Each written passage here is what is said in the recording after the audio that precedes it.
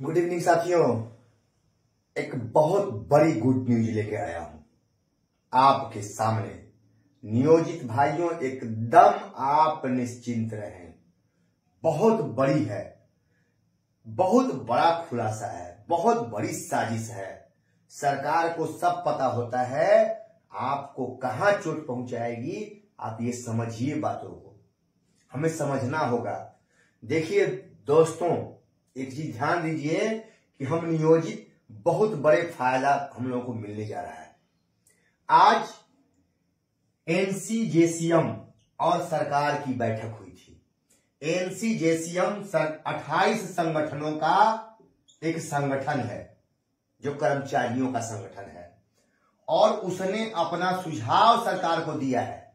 ये समझिए, एनसीजेसीएम 28 संगठनों का, ये कर्मचारियों का 28 लोगों का संगठन है जो सरकार को सुझाव दिया है। अब सरकार को सुझाव क्या है? 8वां पे कमीशन में। ये समझिए, इस झोल को समझिए कि क्या सुझाव दिया है और उसमें नियोजित को कहां फायदा होने जा रहा है। इस नियोजित के नियमावली को सरकार क्यों समाप्त करना चाहती है, अब खुलासा हुआ है। सरकार पहले से जानती है।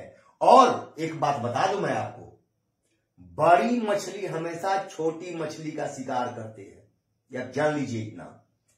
ये 7th CPC या 8th CPC जो भी कमीशन होता है उसकी मॉनिटरिंग कौन करता है दोस्तों? तो बड़े IAS अधिकारी होते हैं। बड़े IAS, जो बड़े IAS अधिकारी होते हैं, IAS जो सचिव, प्रधान सचिव, बड़े ओहदे पर पहुंच जाते हैं, वही इसकी मॉनिटरिंग करते हैं, वही इन चीजों को बनाते हैं। 8वां पे कमीशन हो चाहे 7th पे कमीशन हो, सब वही आंकड़ा तैयार करते हैं। तो पहले आपको उसमें बड़ी मछली और छोटी मछली का एक आंकड़ा समझा देते हैं दोस्तों। 7th पे कमीशन में ये जो मैं 10,000 दिखा रहा हूं, ये 53,000 दिखा रहा हूं।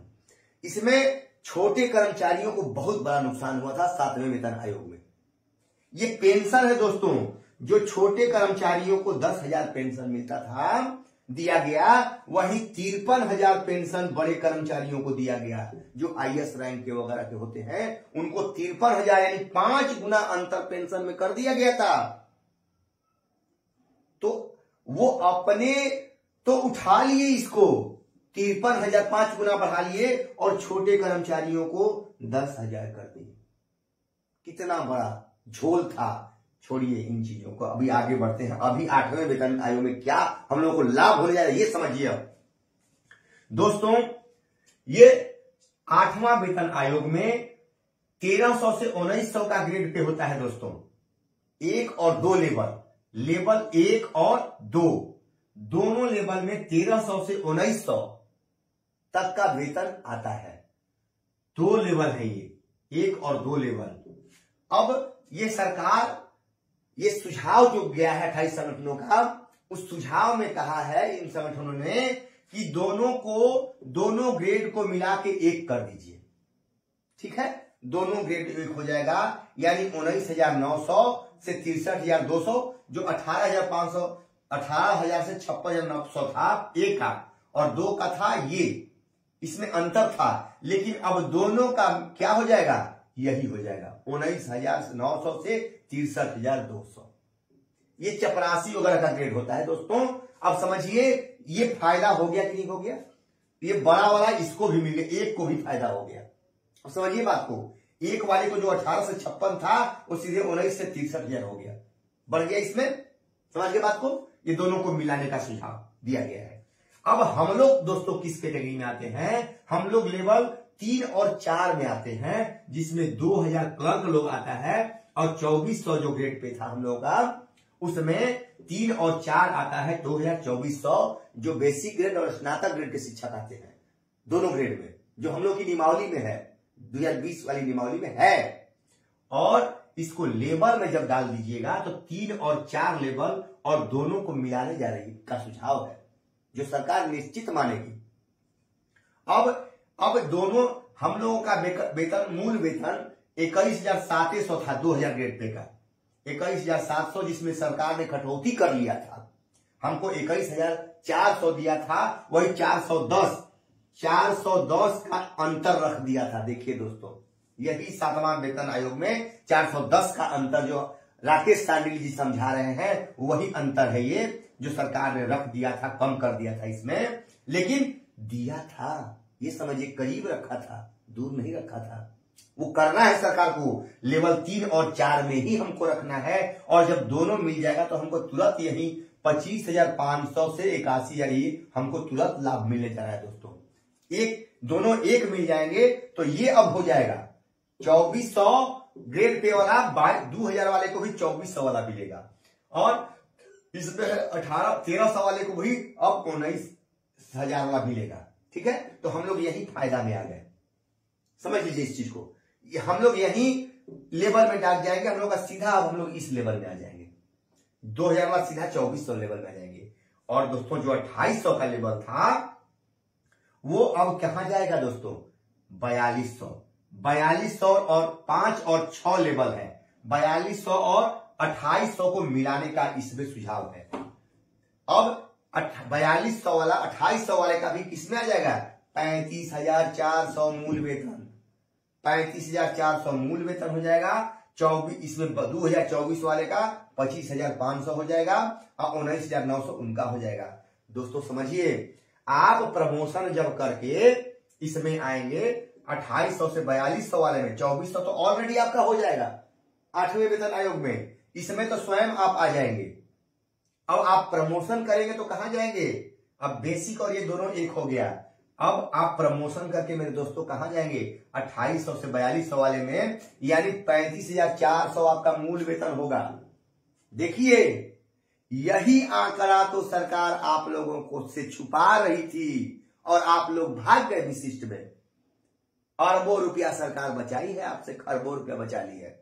यही आंकड़ा जो 8वां में होने जा रहा है, और समझौता है केंद्र और राज्य से कि जो लागू करेगा वो आपको देना है, राज्य सरकार को भी देना है। और नियोजित पर लागू होगा कि नहीं ये सुन लीजिए। जब 7वां हमारे ऊपर लागू हुआ तो आप पर हमारे ऊपर 8वां क्यों नहीं लागू होगा, होना है, नियमावली में है, कोई माई का लाल रोक नहीं सकता है उसको। अब देखिए, अब जब ये आप जान गए दोस्तों, तो ये थोड़ा सा समझ लीजिए कि भाई आप जो है विशिष्ट भाई, आप इसके 5200 वाले में आप हैं ही नहीं। बात समझिए, राज्यकर्मी के वेतन में आप ये नहीं है, ये पूर्व से लेवल जो है आप में, अब जो कहते हैं कि ग्रेड पे खत्म, ठीक है, इसको खत्म मान लेते हैं, ग्रेड पे को खत्म मान लिए, ठीक है, आप लोगों की बात मैंने मान ली, विशिष्ट वालों की, तो ठीक है भैया, ये तो लेवल में सेट कर दिया ना ग्रेड पे। ये ग्रेड पे कहां आ गया, 1-2 लेवल में आ गया, समझिए बात को, ये लेवल में शिफ्ट कर दिया है। ऐसा नहीं कि ये हवा में खत्म हो गया, इसका कोई मतलब है नहीं, ये चीज इस लेवल के रूप में आ गई, ये लेवल में इसको डाल दिया, फिक्स कर दिया, ये लेवल में इसको डाल दिया, तो हम तो यहां से घसक के यहां आ गए। लेकिन भाई विशिष्ट भाई से मैं पूछना चाहता हूं कि आप लोगों का फिक्स है 25,000, ये कोई लेवल है, किसी राज्य कर्मी वाले उठा के देखिए तो है लेवल, कोई नहीं है। समझिए बातों को, ये नियोजित की विजय है, सरकार हार रही है, सरकार परेशान है इसी बात से कि नियोजित वाला नियमावली तो ये सब जाएगा नहीं, तो खत्म कैसे होगा। सरकार नियोजित के नियमावली 2020 को खत्म करना चाह रही है कि इसमें से सारे नियोजित निकल जाए, विशिष्ट बन जाए, काम खत्म, 5200 का खेला खत्म ही कर दो। अब वो रहबे नहीं करेगा, कहानी खत्म, और 25,000 फिक्स रहेगा, तो इनको 7th पे लागू करेंगे, तो इसमें से किसी में अइबे नहीं करेगा तो लागू कहां से होगा। इनके अपने हिसाब से सरकार बैठाएगी, अपना अधिकार होगा शिकार का, सरकार का, वो 7 CPC से इनको मतलब, 1 CPC से इनको मतलब नहीं होगा, काम खत्म यहीं पे। सरकार के अब बिहार सरकार के रहमो करम पे होंगे, और हम केंद्र सरकार लागू करेगी, जब कर्मियों पर लागू करेंगे, केंद्रीय कर्मियों पर लागू होगा, राज्य कर्मी पर ये लागू करेंगे तो हमारे ऊपर लागू होगा, ऐसा नियमावली में सरकार हमारे कही है। उसी बात से डर करके नियोजित नियमावली को खत्म की जा रही है, समझिए। और अब भी जो विशिष्ट भाई हैं नहीं गए हैं, आप रुक जाइए, इस चीज को समझ लीजिए। बहुत बड़ा आंकड़ा देखा हूं, न्यूज पर जाके देखिए, हम एक एक चीज ध्यान रखते हैं, परिश्रम करते हैं, तब आप लोग पहुंचाते हैं। ये आप समझिए इन बातों को। ये बहुत बड़ा आंकड़ा दिया हूं और नियोजित के लिए बहुत बड़ी खुशखबरी है कि अब नियोजित भाई छोड़ करके भूल कर मत जाना, अन्यथा कपार पीटोगे कपार। मैं कह दे रहा हूं, सिर पीटना पड़ेगा। ये जो मैं दे रहा हूं ना, बहुत परिश्रम करता हूं इस पे, 2 घंटा बैठा हूं मेरे भाई, तब जाके ये आंकड़े निकाला हूं। और उसमें कई भाई लगातार फोन कर रहे हैं, उनके क्योंकि मेरा कंसेप्ट नहीं हो पाता है, बैठ नहीं पाता हूं, क्योंकि इतना फोन भाइयों का आता है कि मैं परेशान हो जाता हूं।